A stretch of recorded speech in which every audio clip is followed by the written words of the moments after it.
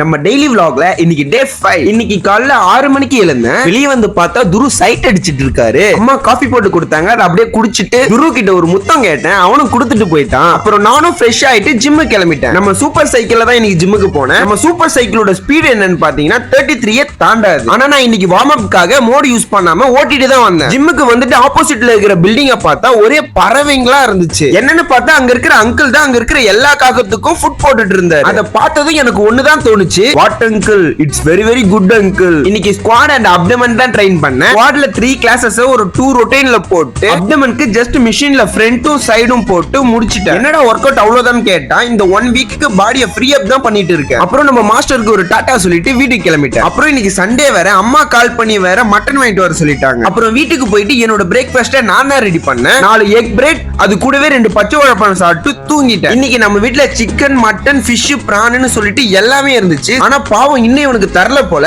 அதனால இவர் என்ன வந்து எழுப்பிட்டாரு. அப்புறம் மாமா வேற கூப்பிட்டாருன்னு சொல்லிட்டு நான் குளிச்சிட்டு கிளம்பிட்டேன். நேரா 750 ml ஜூஸ் ஷாப்புக்கு வந்து ஆளுக்கு ஒரு ஜூஸ சொல்லியாச்சு. நம்ம அண்ணனுக்கு கிரேப், ஆனா அண்ணனுக்கு தான் ஒரு சின்ன சம்பவம் ஆயிடுச்சு, மேல ஊத்திக்கிட்டாரு. அப்போ அண்ணன் என்ன சொன்னாருன்னு கேளுங்களேன்.